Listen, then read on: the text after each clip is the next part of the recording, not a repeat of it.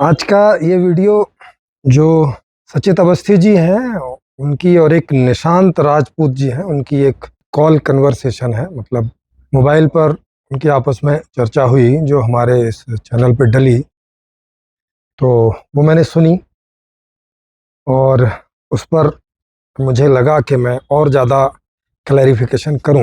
वैसे तो सचित अवस्थी जी ने उनसे बहुत अच्छे से बात की और वो बेचारे बहुत जगह फंसते हुए नजर आए। बहुत जगह क्या, मतलब हर जगह ही फंसते हुए नजर आए। उनकी कोई एक बात भी ऐसी नहीं रही कि जिस पर वो खुद भी टिके हों, वो खुद भी उसको निरंतर परिवर्तन करते रहे और फिर भी अपनी बात पर अड़े रहे। मतलब फिर भी उनको ये नहीं समझ में आ रहा है कि भैया तुम बता रहे हो कि जीवन का उद्देश्य है बोध। हम्म? जीवन का उद्देश्य बोध है और तुम्हारे बोध का ये हाल है कि तुम्हें अपने बोध अपना बोध बार बार बदलना पड़ रहा है ना। तो ये जितने भी पीछे लोग हुए हैं, हालांकि आचार्य प्रशांत जी के ऊपर ही ये वीडियो चला था कि कोई एक लड़की है, शायद आपता गुरु करके कुछ है, 15-16 साल की ही है, 10th में पढ़ती है और वो उनकी समीक्षा करती है। और मैंने भी उनको सुना है, 2-4 वीडियो मुझे भी भेजे गए, मैंने सुने। तो वो लगभग मेरे ही अंदाज में बात करती है। तो अभी मेरी उनसे मुलाकात तो नहीं हुई है कि उनका सोर्स क्या है नॉलेज का, क्या उन्हें ये खुद अपने से अवलोकन करके समझ में आता है या उनका किसी और के अध्ययन से प्रेरित है, मुझे अभी ये बात नहीं मालूम है। पर कई मामलों में सटीक बोलती है और मुझसे पूछेंगे तो आचार्य प्रशांत जी से बहुत सही बोलती है। आचार्य प्रशांत जी की बातें तो बहुत जगह घटेंगी, है ना। अब इन्होंने कोई कमेंट किया था उनकी किसी वीडियो पर, तो वहाँ सचित अवस्थी जी भी रहे होंगे और भी लोग रहे होंगे। तो फिर इन दोनों लोगों ने आपस में कॉल करके चर्चा करने का सोचा और वो कॉल है, इसका लिंक आपको यहाँ भी ऊपर आई बटन पे मिल जाएगा और हमारे चैनल पे ऐसे भी ढूंढ सकते हैं। तो जिसने वो कॉल डिस्कशन नहीं सुना हो तो वो इस बटन को क्लिक करके सुन सकते हैं, तब मेरी ये समीक्षा ज़्यादा आपको समझ में आएगी। निशांत राजपूत जी का कहना है कि जीवन का उद्देश्य जो है वो सुखी होना नहीं है, जीवन का उद्देश्य है बोध की प्राप्ति। अच्छा, इनसे पूछा गया बोध मतलब क्या होता है, तो बोध को ये ज्ञान से थोड़ा अलग बता रहे हैं। हालांकि अगर आप डिक्शनरी में जाएंगे तो बोध का मतलब ज्ञान होता है या अनुभूतियां होती हैं जो हम अपने अंदर करते हैं, अनुभूति, है ना। इस सबको बोध ही बोलते हैं। ठीक, बोध का मतलब हम कुछ समझ गए।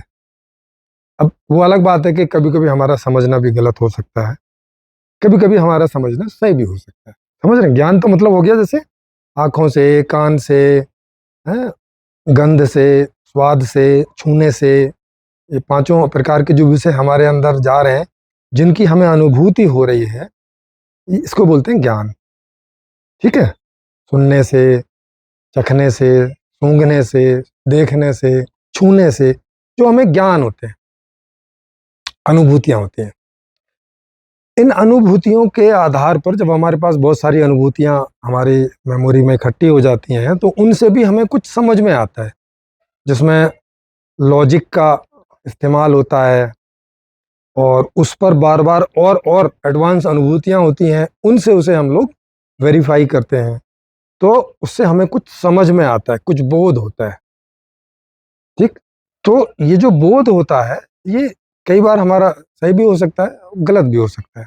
समझ रहे हैं, ये निर्भर करता है कि हम किस स्तर के हैं या वो जो हमने समझ प्राप्त की है या बोध प्राप्त किया है उसमें कितने सारे तथ्यों को लिया है। क्या थोड़े डाटा से हमने निष्कर्ष निकाल लिया है तो उस निष्कर्ष के गलत होने की संभावना ज़्यादा हो जाएगी। अगर पर्याप्त डाटा लिया है और ढंग से एनालिसिस किया है और उससे जो बोध निकल के आया है उसके सही होने की संभावना बढ़ जाएगी। और इसीलिए विज्ञान का जन्म हुआ। बोध के भी आगे किसका जन्म हुआ? विज्ञान का। एक तो ज्ञान हो गया, जो हमें साधारण अनुभूतियां होती हैं, ये ज्ञान है। समझ रहे हैं?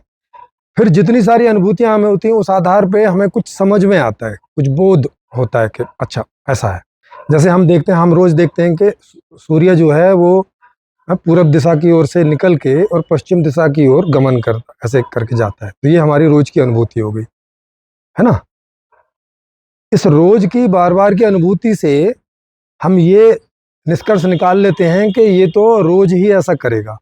ये निष्कर्ष कैसे निकाल लिया कि हमारा अपना अब तक का जो लंबा जीवन है उसमें देख रहे हैं कि एक भी बार ऐसा नहीं हुआ कि सूरज समय पर इधर नहीं निकला और समय पर उधर नहीं छिपा। ये वो पुनः पुनः करता है। ऐसी प्रक्रिया बार बार होती है और इसे हम बार बार अनुभव करते हैं। और फिर इससे दो निष्कर्ष लेते हैं। एक निष्कर्ष लेते हैं कि भाई ये रोज ऐसे ही निकलता है, रोज छिपता है। ये वाला निष्कर्ष, ये वाला बोध ठीक आज तक है कि ये तो सही है, हर रोज ऐसा हो रहा है। लेकिन इसके अलावा एक और हम लोग निष्कर्ष निकाल लेते हैं, जैसे पहले के लोग निकालते थे कि सूरज इधर से निकलता है, माने सूरज जो है वो धरती के चक्कर लगाता है, माने ऐसे निकलता है फिर डूबता है, फिर उधर से आके फिर ऐसे निकलता है फिर डूबता है। ये एक निष्कर्ष निकाला गया पहले कि भाई हमारी धरती जो है वो स्थिर है और धरती के चक्कर लगाता है सूरज। पहले के लोग ये निष्कर्ष लिए। बाद में जब विज्ञान आया तो उन्होंने बताया कि नहीं नहीं, सूरज नहीं बल्कि धरती सूरज का चक्कर लगा, जिसकी वजह से ये दिन और रात होते हैं। तो वो बोध गलत निकल आया। तो मैंने आपको दो बोध के उदाहरण दे दिए जो एक ही आदमी ने लिए थे, माने उन्हीं लोगों ने जिसका एक बोध सही निकला और एक बोध गलत निकला है। तो कहने का मतलब बोध जो है वो गलत भी हो सकते हैं अगर उसमें पर्याप्त डाटा नहीं लिया गया और पर्याप्त डाटा के साथ साथ पर्याप्त एनालिसिस भी नहीं किया। तार्किक बुद्धि हर चीज को बार बार करके प्रायोगिक दृष्टि से जैसे विज्ञान देखता है, इसीलिए विज्ञान का जन्म हुआ कि विज्ञान कोई चीज को बहुत प्रकार से करके देखता है और तब वो इस निष्कर्ष पर पहुंचता है या वो उस बोध पर पहुंचता है कि ऐसा है। तो समझ रहे, ज्ञान, बोध और फिर विज्ञान और फिर विज्ञान पर बोध। तो वैज्ञानिक जो प्रक्रिया है उससे लिया गया बोध की संभावना मोर देन 99% है कि वो सही नहीं।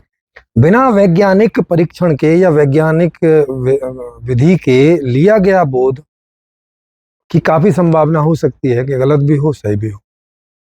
समझ रहे, ये बात हुई बोध की। अब ये कह रहे हैं कि भाई जीवन का उद्देश्य सुख प्राप्ति नहीं है, बोध की प्राप्ति है। चलो थोड़ी देर के लिए इनकी बात मानते हैं कि चलो बोध की प्राप्ति है, तो क्योंकि ये जीवन में बोध इकट्ठा कर रहे होंगे कि इससे बोध ले रहे होंगे, उससे बोध ले रहे होंगे, उससे बोध ले रहे होंगे, उससे बोध। लेकिन इस बोध की उपयोगिता क्या है?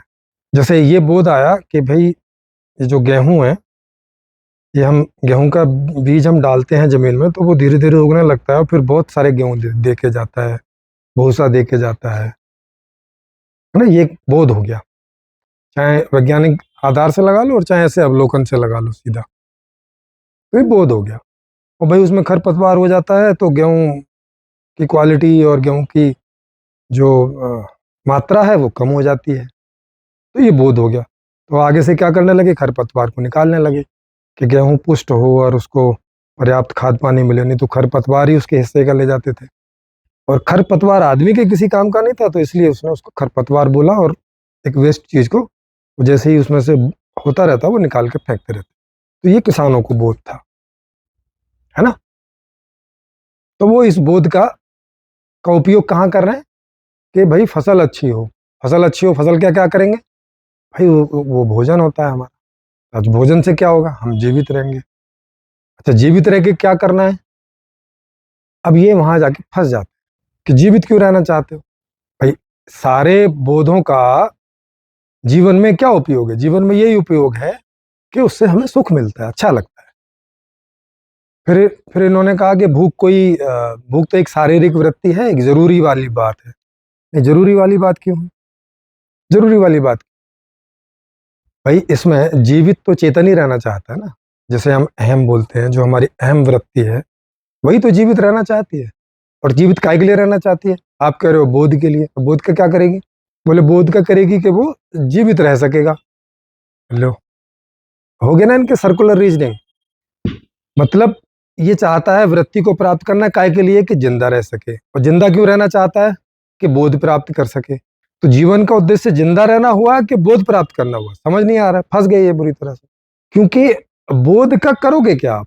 इस बोध का क्या करोगे कि सूरज इधर से निकलता है और उधर छिपता है, और पृथ्वी सूरज के चक्कर लगाती है, और इलेक्ट्रॉन में इतना आवेश होता है, और ईंट लगाने से, ऐसे ऐसे लगाने से घर बन जाता है, और घर बनने से सारी सुरक्षा होती है। भोजन करने से हम जिंदा रहते हैं। फिर ये स्वादिष्ट भोजन तो खाते नहीं होंगे, ऐसे कुछ भी खा लेते होंगे पत्ती वत्ती, क्योंकि जिंदा तो उससे भी रह सकते, इतने सारे पशु पक्षी जिंदा हैं।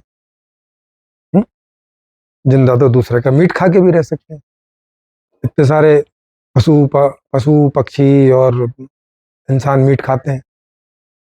अगर जिंदा रहना और बोध प्राप्त करना जीवन का उद्देश्य है तो बोध तो उन्हें भी मिलता होगा। तो फिर आचार्य प्रशांत और सारे लोग क्यों बोलते हैं कि नहीं, हिंसक नहीं बनो, मांसाहार नहीं करो? ये क्या के लिए बोलते हैं? यदि जीवन का उद्देश्य सुख की प्राप्ति और दुखों से दूर होना नहीं है, और दुखों से दूर होना भी सुखद अवस्था की ओर ही गति है। जैसे आदमी बीमार हो जाता है तो क्या होता है? दुखी होता है, अच्छा नहीं लगता उसे, क्योंकि उस समय में वो पांचों ज्ञानेंद्रियां भी बीमार जैसी हो जाती हैं, तो कोई विषयों का सुख नहीं पा पाता है ना, क्योंकि अब नॉर्मल हो गई हैं, और शारीरिक दृष्टि से भी बुरा फील होता है। तो जब वो दवाई वगैरह ले लेता है या उससे बाहर आता है बीमारी से, तो अच्छा फील करता है। इसी अच्छे फील करने को भाषा में सुख नाम से बोला जाता है कि अब तुम सुखी हो, हैं, स्वस्थ हो, सुखी हो। स्वस्थ मतलब अब आप अपने आप में स्थित हो, मतलब जैसे आप होना चाहते हो वैसे हो। स्वयं में स्थित माने अकॉर्डिंग टू योर सेल्फ, मेरे अनुसार जैसा मैं जीवन जीना चाहता हूं वैसा जी रहा हूं, तो मतलब मैं अपने आप में स्थित हूं, है ना, आप ऐसे बाहर नहीं हो गया। आपने कहावत सुनी होगी कि जब कोई आदमी सामने आग बबूला हो जाता है तो उसको लोग बोलते हैं, अरे अरे तुम आप से बाहर हो रहे हो, माने स्वस्थ से अस्वस्थ हो रहे हो। स्वस्थ माने अपने आप में स्थित होना, अस्वस्थ माने अपने आप की जो स्थिति है उससे बाहर हो जाना, उससे कुछ अदरवाइज हो जाना। क्यों? अरे तुम आप से बाहर हो रहे हो, मतलब ये तुम्हारी मूल स्थिति नहीं है, स्वाभाविक स्थिति नहीं है। और ये किस लिए पैदा हो गई है? तो उसको कोई प्रतिकूलता पैदा हो रही है, कोई ऐसी स्थिति परिस्थिति उसको पैदा हो रही है जो उसको स्वस्थ नहीं रहने दे रही है, अपने मूल में नहीं रहने दे रही है, और आपे से बाहर हो जा रहा है वो। जैसे बच्चा है, वो चॉकलेट मांगने आया कि पापा पापा चॉकलेट दे दो, तो चॉकलेट उसको स्वस्थ रखती, मैंने अपने आप में स्थित रखती, क्योंकि वो चॉकलेट खाना चाह रहा है, या कोई केक खाना चाह रहा है जो भी उसकी है, या कोई फल खाना चाह रहा है जो भी उसकी इच्छा है खाने की, तो वो उसको खाने को मिले तो वो स्वस्थ रहेगा, अपने आप में स्थित रहेगा। और उसको बोल दो नहीं नहीं ये नहीं मिलेगा, कुछ भी बोल के कि ये है नहीं या वो नहीं, तो वो तभी फैल भर देता है ना, क्या कर देता है? जमीन पर लेट जाता है, रोने लगता है, मतलब आपे से बाहर हो जाता है, खुद से बाहर होने लगता है, अपने आप में स्थित नहीं रह पाता, स्वस्थ नहीं रह पाता। तभी उसको बोलता अच्छा चल लेके आ रहा हूँ, ले ले, वो तुरंत चुप हो जाता है खा के, और स्वस्थ हो जाता है, अपने आप में स्थित हो जाता है। तो इसी बात को स्वस्थ बोलो या सुखी होना बोलो, ये जब इसके आप मूल अर्थों में जाओगे तो ये एक ही अर्थ है। सुखी होना, संतुष्ट होना, स्वस्थ होना, ये सब एक ही अर्थों में आते हैं। तो ज्ञान की प्राप्ति हो या बोध की प्राप्ति हो, वो इसी चीज के लिए होती है कि हम दुख और सुख को समझ सकें, दुख और सुख का बोध प्राप्त कर सकें कि किन स्थिति परिस्थितियों से, किन चीजों से हमें दुख होता है, और किन चीजों से, किन स्थिति परिस्थितियों से, किन व्यक्तियों से हमें सुख होता है। सारा बोध इसी पर ओरिएंटेड होता है, इसी पर केंद्रित होता है। सारे दिन का अवलोकन, चाहे वो छोटा सा बच्चा हो और चाहे वो जीव जंतु हो, जिन्हें मनुष्य बहुत ज्यादा बुद्धिमान नहीं समझता है भी नहीं खैर उसके मुकाबले, लेकिन जिसके पास जितनी बुद्धि और समझ है, वो उससे सुबह से लेके रात तक और हमेशा इसी बोध में लगा रहता है कि किन चीजों से उससे अच्छा लगता है, किन चीजों से उसे बुरा लगता है। जिन चीजों से उसे अच्छा लगता है उसकी वो बार बार इच्छा करता है, और जिन चीजों से उसे दुख लगता है उसे वो बार बार, वो उससे दूर बनी रहे, उस तक ना पहुंचे, ऐसी इच्छा करता है, ऐसी कामना करता है, और उसी प्रकार की कि प्रयास करता है कि ऐसा होता रहे, खुद भी ऐसे प्रयास करता है और उन प्रयासों में दूसरों से हेल्प मिले तो उनकी हेल्प भी लेता है। उसी के लिए ये सारे घर बनाए जाते हैं, ये कपड़े पहने जाते हैं, ये एसी का वातावरण बनाया जाता है, एयर कंडीशन, है ना। उसी के लिए इतनी चिकित्सा पद्धति डेवलप हुई है, उसी के लिए इतना स्कूल, विद्यालय, शिक्षा, पढ़ाई लिखाई, सोच समझ, ये सब उसी के लिए है। हमारे अंतःकरण में जितनी प्रक्रियाएं चलती हैं, मेमोरी है, याददाश्त है, फिर चिंतन मनन चलता है, फिर उससे बोध प्राप्त होता है। बोध क्या प्राप्त होता है कि ये मेरे लिए अच्छा है और ये मेरे लिए बुरा है। अच्छे की बार बार इच्छा करता है, बुरे की ऐसी इच्छा करता है कि वो ना हो, माने बुरे का अभाव रहे और अच्छे का भाव होता रहे हमेशा। इसकी वो ऐसे लगातार सुबह उठने से लेकर और रात के सोने तक, मतलब जितने टाइम भी वो चेतन रहता है ये करता है। और स्वप्न में भी सुखद स्थितियों से ही उसे अच्छा लगता है और अस्वस्थ माने दुखद स्थितियों से उसे वहां पे भी बुरा लगता है। 2 घंटे के आसपास वो सुषुप्ति अवस्था में जाता है, जहाँ ना कुछ अच्छा लगता है ना बुरा लगता है, गहरी प्रगाढ़ निद्रा में। तो वहां वो सुख दुख के परे रहता है 2 घंटे के लिए। बोले तो ऑलमोस्ट मूर्छित स्थिति, माने चेतन का ऑलमोस्ट वहां अभाव हो जाता है उतनी देर के लिए। उसके बाद फिर जग जाता है और फिर चेतन हो जाता है और 16 घंटे फिर वो यहाँ के दैनंदिन प्रोग्रामों में इसी बात की का प्रयास करते रहता है कि सुखद वाली स्थिति लगातार बनी रहे, दुखद वाली ना बने, अपने लिए भी और जहाँ तक उसका दायरा है परिवार तक, समाज तक, तो वहाँ सबकी वो ऐसे ही प्रयास करता है कि सुख की स्थिति लगातार बनी रहे और दुख की जो है वो ना बने। इतने अवलोकन से क्या समझ में नहीं आता, क्या ये बोध प्राप्त नहीं होता कि हमारे जीवन का उद्देश्य निरंतर सुख की प्राप्ति करना है? दुख से बचने का भी मतलब माने दुख से सुख की ओर, वही गति है। अच्छा, फिर ये क्या कह रहे हैं ये जैसे ही उनको बोलो कि जीवन का उद्देश्य सुखी होना है, तो ये सब बोलते रहते हैं देखो ये तो बायोलॉजिकल है, ये तो केमिकल है, हार्मोनिकल है, कि भाई वो हमारे अंदर डोपामिन रिलीज होता है, कोई चीज़ हमें अच्छी लगती है तो डोपामिन रिलीज होता है वगैरह। अरे भाई हर चीज़ के तो प्रोसेस ही होते हैं दुनिया में। क्या एक भी चीज़ ऐसी है जो बिना प्रोसेस के होती हो? चाहे वो सुखद होती हो चाहे वो दुखद होती हो, सब सब में तो कोई ना कोई प्रोसेस ही रहता है। या तो भौतिक प्रोसेस होता है, या केमिकल प्रोसेस होता है, या बायोलॉजिकल प्रोसेस होता है।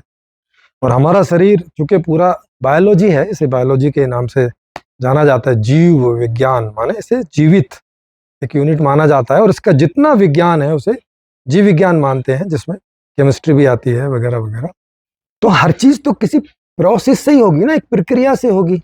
जैसे मैं बोल रहा हूँ तो ये बोलने में भी एक प्रक्रिया हो रही है कि इसमें मेमोरी का इस्तेमाल हो रहा है, जिसमें मेरे अंदर भाषा है, शब्द हैं, उसका बोध है कि कौन सा शब्द किस अर्थ को लिए हुए है, उसका अभ्यास है। मुझे गले का इस्तेमाल हो रहा है कि मैं गले से वो पर्टिकुलर अक्षर और शब्द निरंतर ध्वनित कर रहा हूँ, बोल रहा हूँ।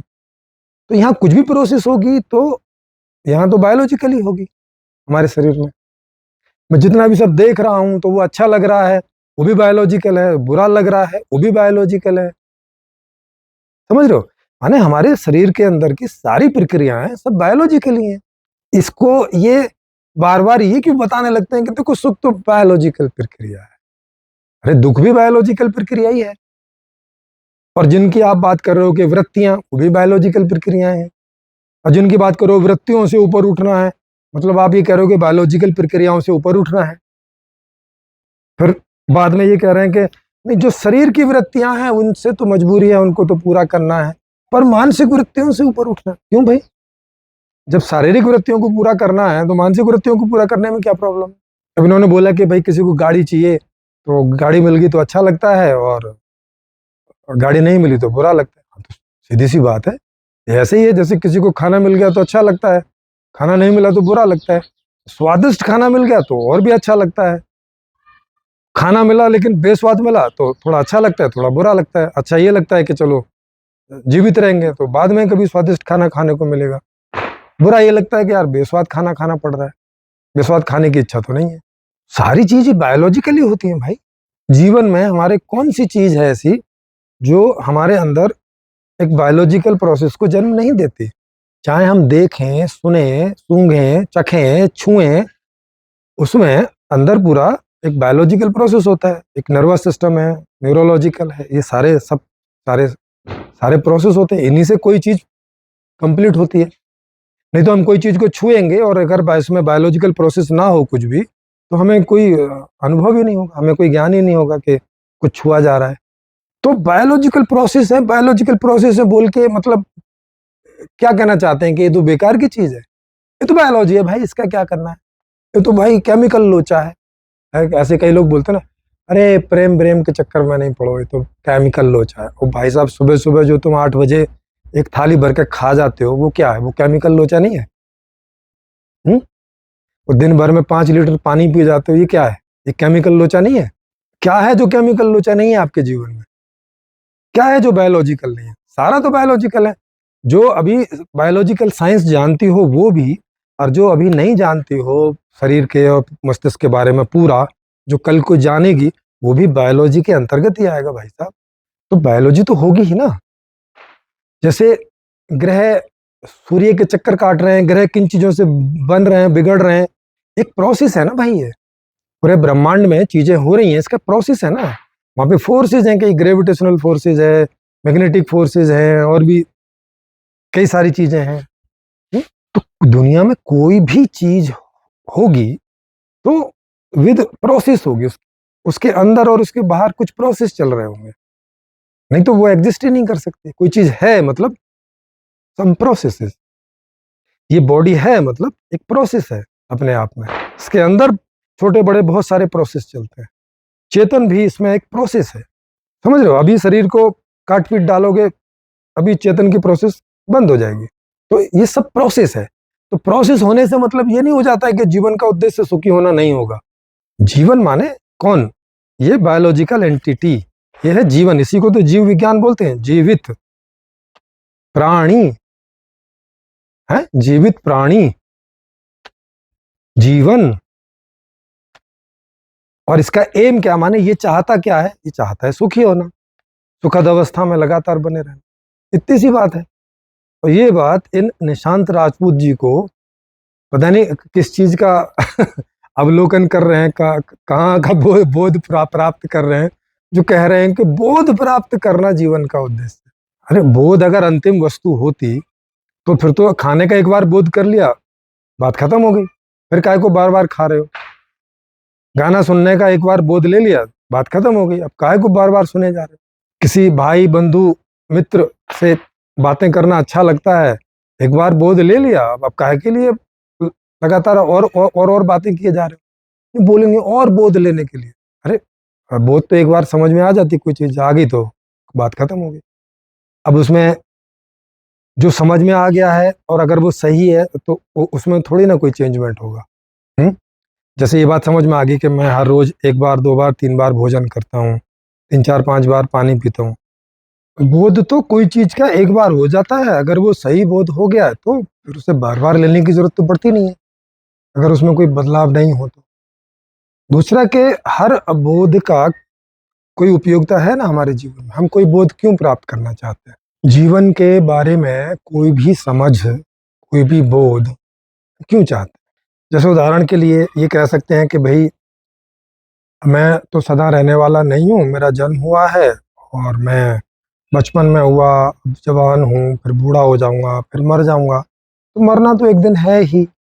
तो ये बोध हो गया तो अब मृत्यु के भय से छुटकारा हो जाएगा। क्यों हो जाएगा मृत्यु के भय से छुटकारा? ये समझने से कि मैं एक दिन मरूंगा, दूसरों को देख के भाई कोई 60 साल 80 साल 100 साल में जाके मरता है, कोई लोग एक्सीडेंट से भी मरते हैं, तो क्या मैं मृत्यु के भय से दूर हो जाऊंगा? नहीं, कभी भी मैं नहीं मरना चाहूंगा।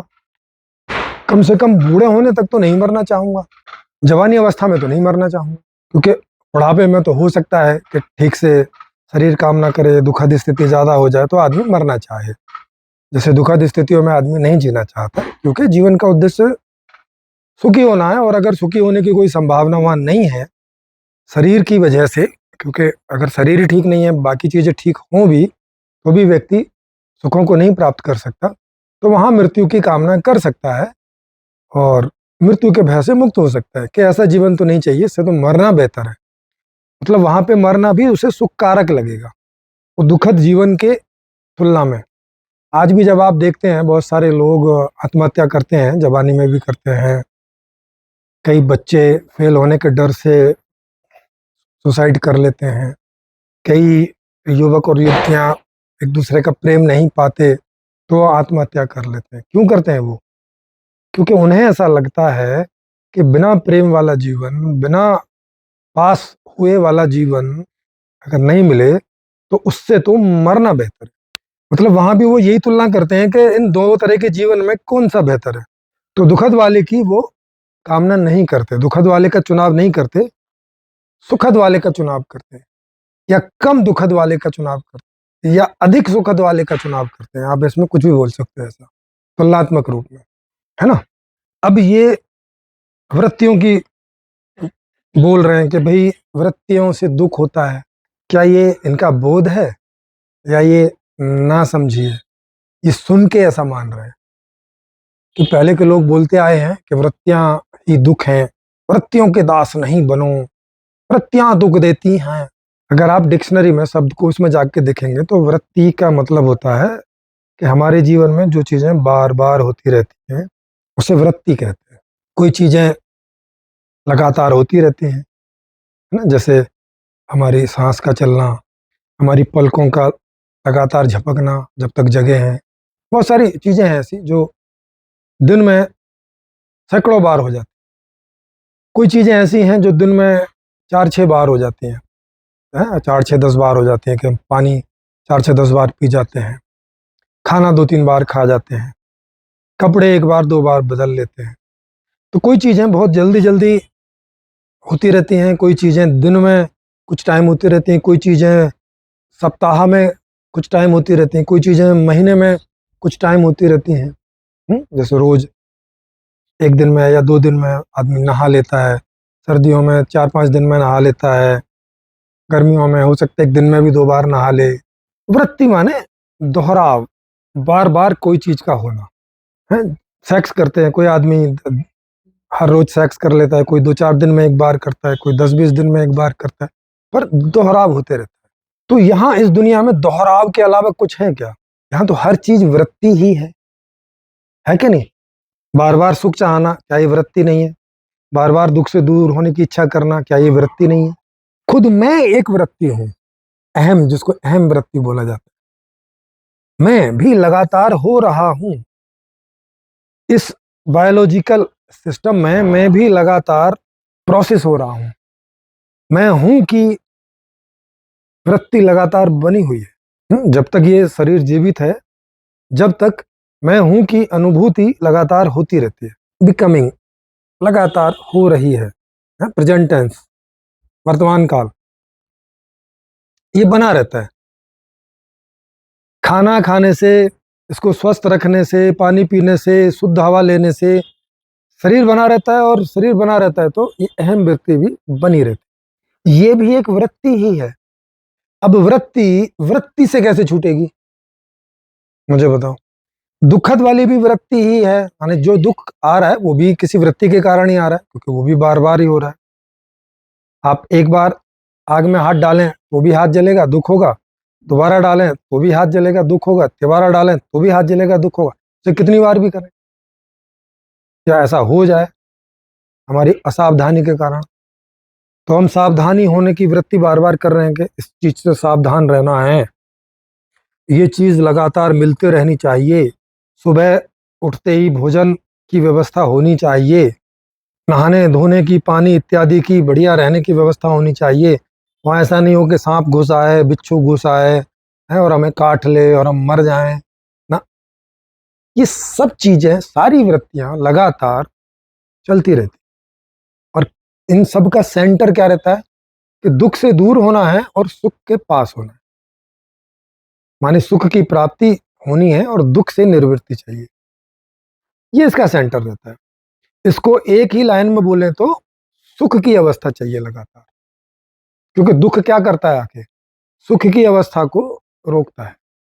या सुख की अवस्था में व्यवधान डालते हैं। जैसे अभी आप यहाँ बढ़िया से बैठे हैं जैसे मैं यहाँ बढ़िया से बैठा हूँ आराम से, आप लोगों के लिए चर्चा तैयार कर रहा हूँ, ये वीडियो तैयार कर रहा हूँ अच्छे से, और अचानक ये पीछे जो ग्राउंड है यहाँ पे बच्चे बॉल वगैरह खेलते रहते हैं, तो कभी कभी वो टाइट वाली बॉल भी खेलते हैं, और कभी उनमें कोई अच्छा शॉट मार देता है तो वो बॉल यहाँ भी आ जाती है।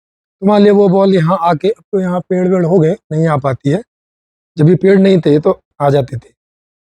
तो मान लिया आके मेरे सिर पे लगे टक से, तो उस बॉल ने क्या किया आके कि मैं यहाँ सब सुखद सुखद बढ़िया सब चल रहा था और उन्हें आके व्यवधान डाल दिया, माने मुझे दुखी कर दिया, मेरी सुखद अवस्था को भंग कर दिया। तो मेरी चाहत क्या है? मेरी तो चाहत है कि मैं सुखद अवस्था में रहूं। अगर दुख आ जाए तो भैया वो दूर रहे, मैं उसे जल्दी से जल्दी दूर करूं। कोई चोट वोट लग जाए तो जल्दी से जल्दी उसे रिकवर करने के लिए दवाई गोली वो सब चीज करूं, ताकि जल्दी से जो व्यवधान आ गया है वो दूर हो जाए। तो इंडिकेटर किस तरफ है? सुख की ओर, कि मैं अपनी सुखद अवस्था सदा बनाए रखूं। इसी के लिए सुबह से लेके और रात सोने तक सारा प्रयास रहता है।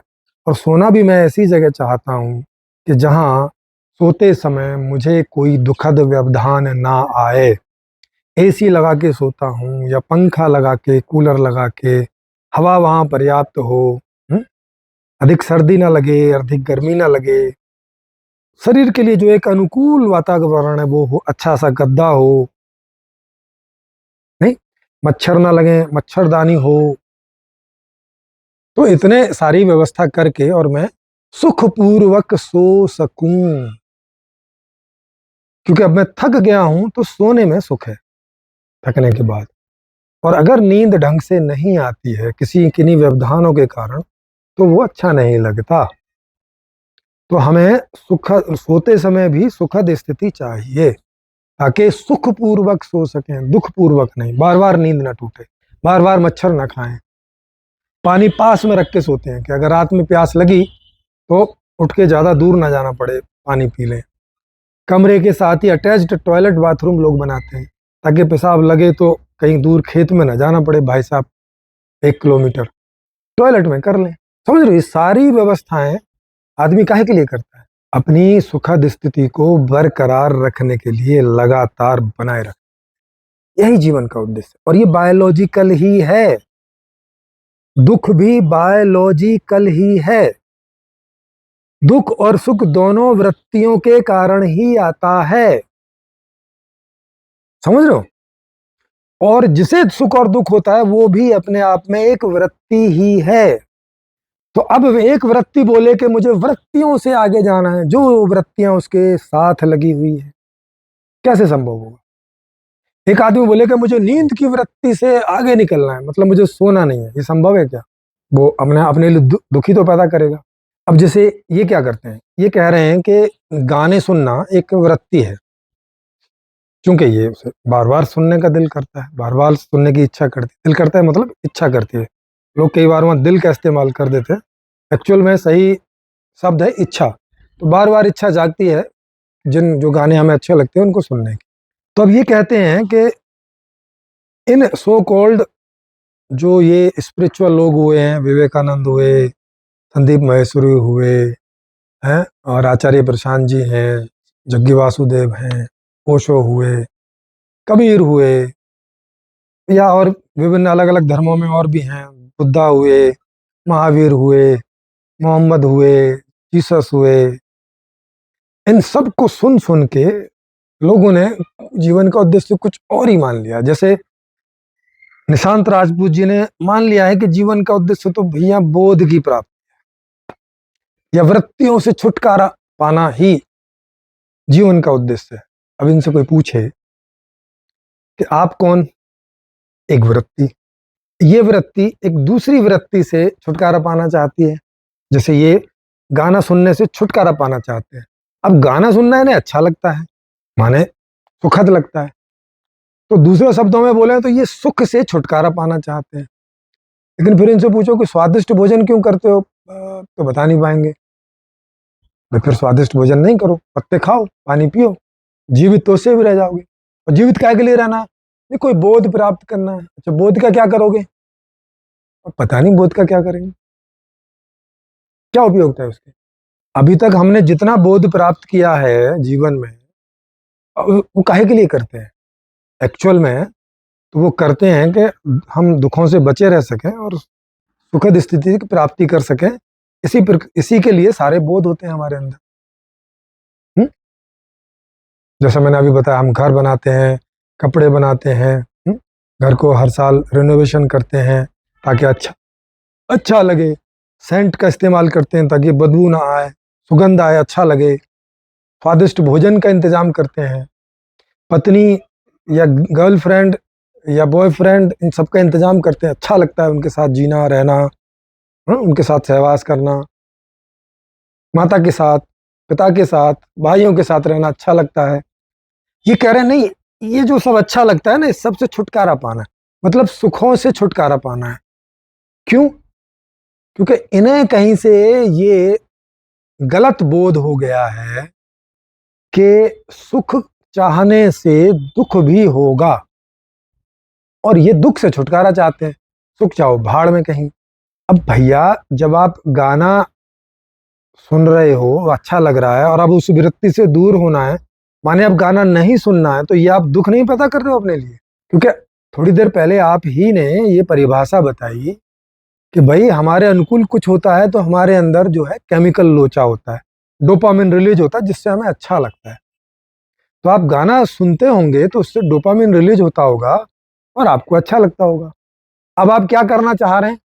इन तथाकथित गलत बोध प्राप्त व्यक्तियों के कहने के आधार पर अब आप गाना सुनने की वृत्ति को, या बोलें तो इच्छा को, पूरा नहीं करके उसे रोक रहे हो। माने अब अपने अंदर डोपामिन रिलीज नहीं होने देना चाहते, माने अब आप सुखी नहीं होना चाहते, माने अब आप दुखी होना चाहते हो। आपने बोला था ना कि कार मिली तो सुखी हुए और नहीं मिली तो दुखी हुए। तो गाना सुनने को मिला तो सुखी हुए और गाना सुनने को नहीं मिला तो दुखी हो गए। तो भाई अब आप दुख को दावत दे रहे हो, अनजाने ही, अज्ञान में ही। आपको ये समझ नहीं आ रहा है। क्यों नहीं समझ आ रहा है? क्योंकि आप इसे अपने जीवन में वैज्ञानिक तरीके से, प्रायोगिक दृष्टि से अनुभव करके और बोध लेना नहीं चाह रहे। इन लोगों की बातों को सुन के आपने मान लिया है, हालांकि ये लोग ऐसा नहीं करते अपने जीवन में। आचार्य प्रशांत जी एक से एक बढ़िया कपड़ा पहनते हैं, एक से एक बढ़िया माइक का इस्तेमाल करते हैं, जिस कुर्सी पर बैठते हैं बड़ी आरामदायक होती है, जो टेबल सामने लगी है, जो फूलों का गुलदस्ता सामने लगा है, जो कप उनका चाय पीने का, पानी पीने का देखो कितना सुंदर है, कितना डिजाइन वाला है।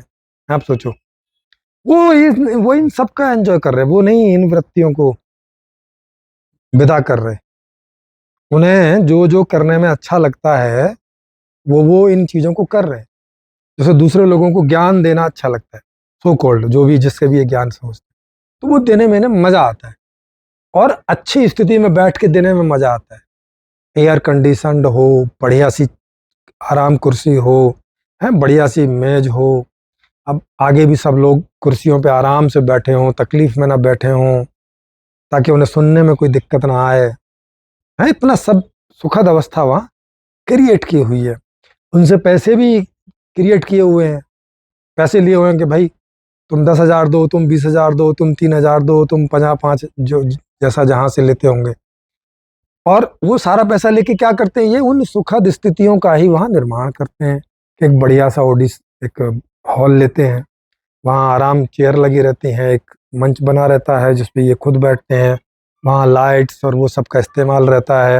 हैं 2-2 4-4 लाख के कैमरे लगा रखे हैं, 2-2 3-3 4-4 इनकी आवाज़ और इनकी पिक्चर को कैप्चर करने के लिए, ताकि लोगों को अच्छे से सुनाई और दिखाई पड़े। ये सब क्या कर रहे हो?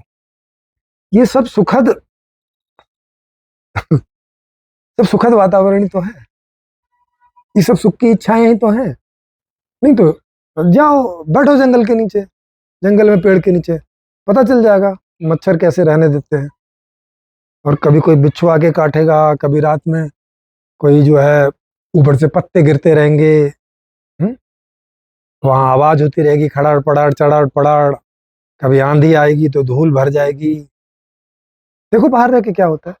तो भैया ये सारा जो कंट्रोल्ड एनवायरनमेंट पैदा किया जाता है, ये दुखों से बचने और सुखों की प्राप्ति के लिए किया जाता है।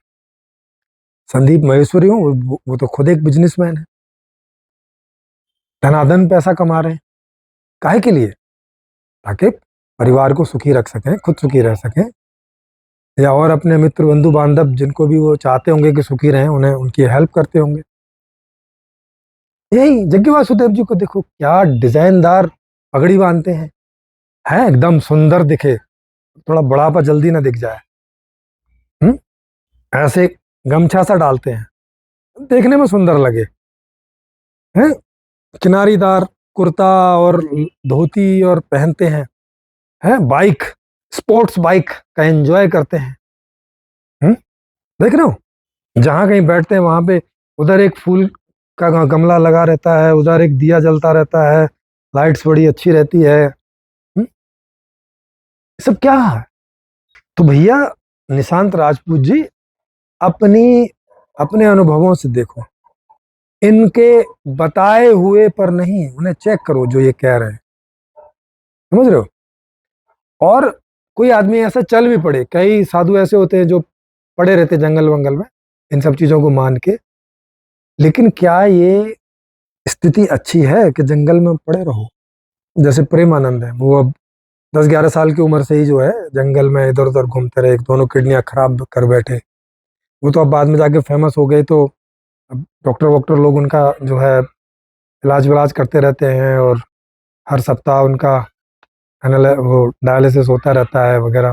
तब वो जीवित बने हुए, नहीं तो कभी के ऊपर चले गए होते, मर गए होते। अब वो रोते रहते हैं, राधा, हे राधा।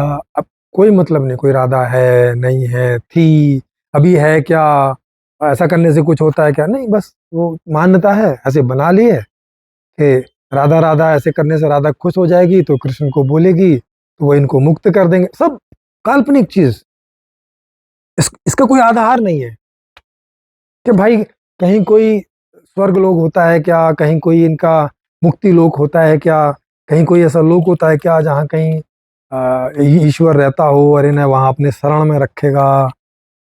सब एक मान लिया है, ऐसे पुराणों में कहानियां दे रखी हैं।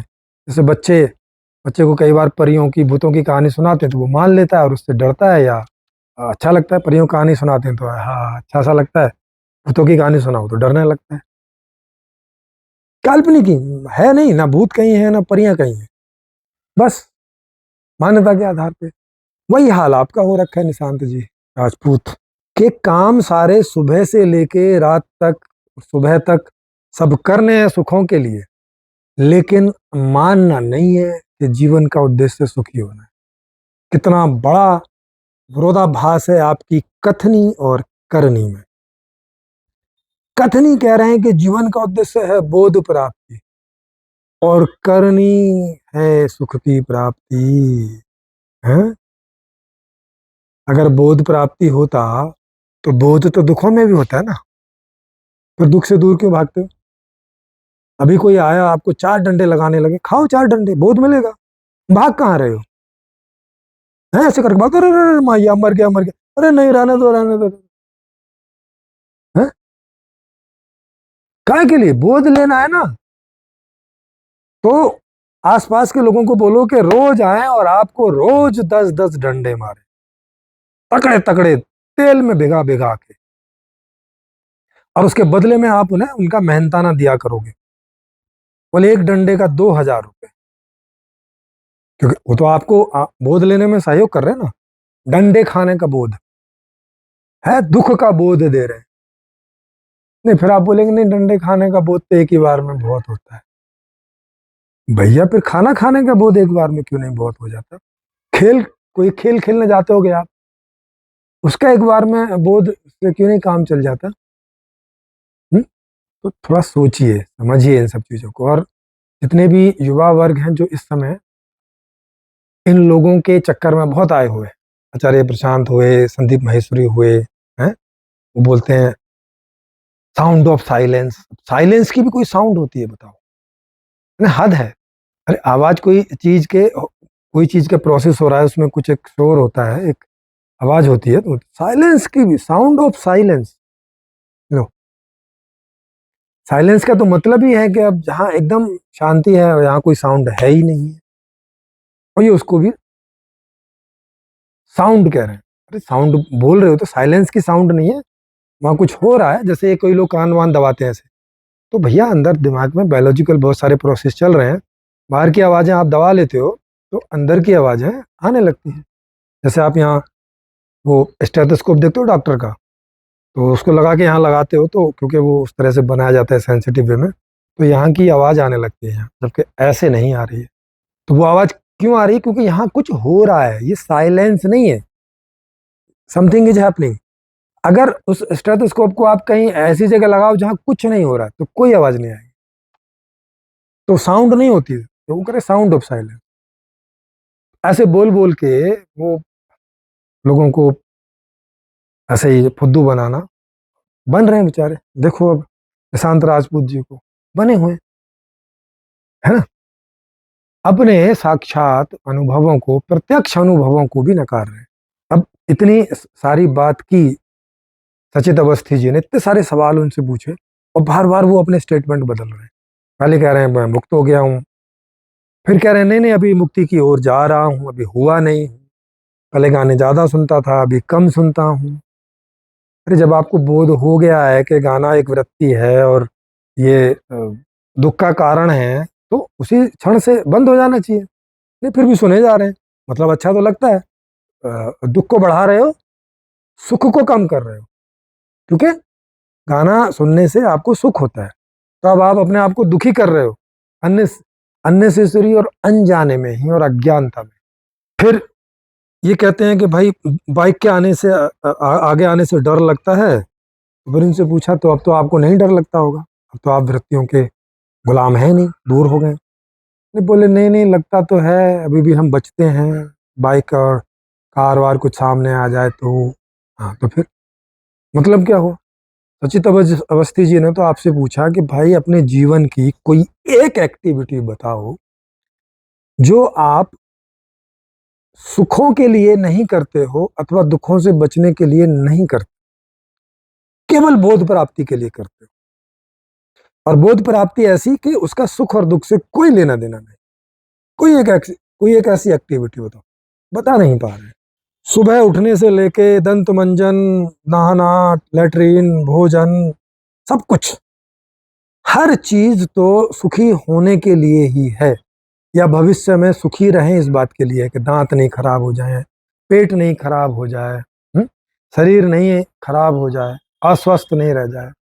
अब ये सीढ़ी से गिरे थे, इनको दुख हुआ था, वो भी बायोलॉजिकल बात थी।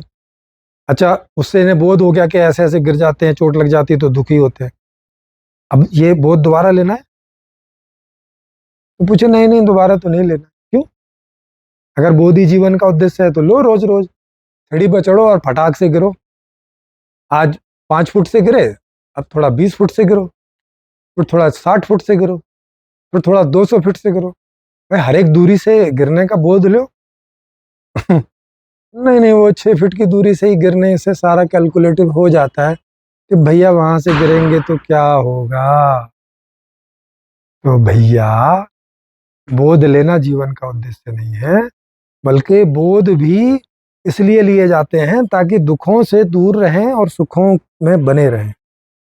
बोध इसी की उपयोगिता के लिए है। अगर बोध का ये उपयोग ना किया जाए तो अपने आप में बोध का कोई इस्तेमाल नहीं है, वो बेकार की चीज है। फिर सीढ़ी से गिरने से चोट लगती है, ये बोध हो गया, अब इसका क्या उपयोग है? इसका यही उपयोग है ना कि अब आगे आप अवेयर रहें, सीढ़ी पर चढ़ते समय जिस गलती से सीढ़ी से गिर गए थे वो अब दोबारा ना हो। इसी बात के लिए ना मैंने अब दोबारा दुखी ना हो। ये चीज खाने से मजा आया था, सुखी हुए थे, या इस आदमी से बात करने में मजा आया था, तो अब आगे भी बार बार उससे बात करनी है ताकि वो मजा लेना है बार बार। ये बोध हुआ, तो अब ये बोध तभी काम आएगा ना जब इसका उपयोग आप बार बार उस आदमी से बात करने में लगाओगे और वो मजा लोगे, वो सुख लोगे। बोध का अपने आप में क्या इस्तेमाल है? जो इस्तेमाल मैंने बताया इसके अलावा कोई इस्तेमाल नहीं है।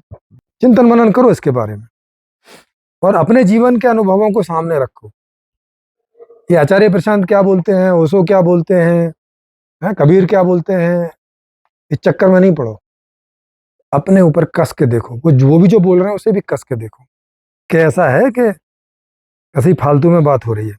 फिर इन्होंने बोला कि भाई शरीर की वृत्तियों में तो हम भाई इससे तो कुछ नहीं कर सकते, ये तो हमें करना ही है।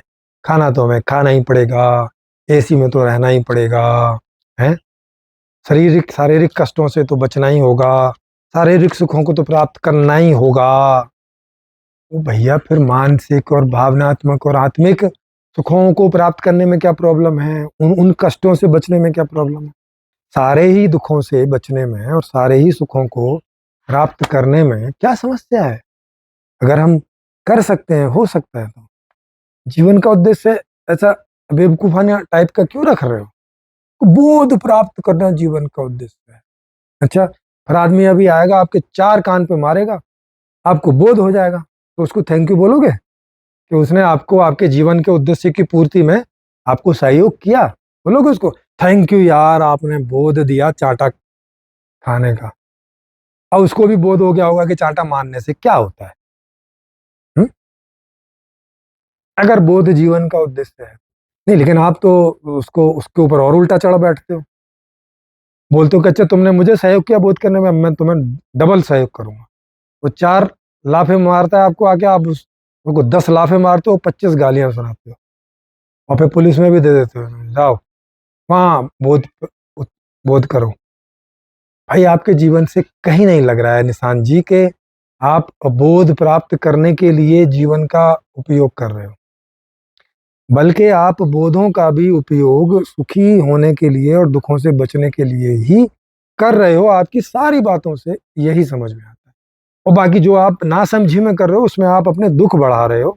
जैसे आपको गाना सुनने की इच्छा है और नहीं सुन रहे हो, इससे दुख बढ़ रहा है, दुखी हो रहे हो आप। गाना सुन लो और सुखी हो लो, है ना? ये ज़्यादा अच्छा रहेगा।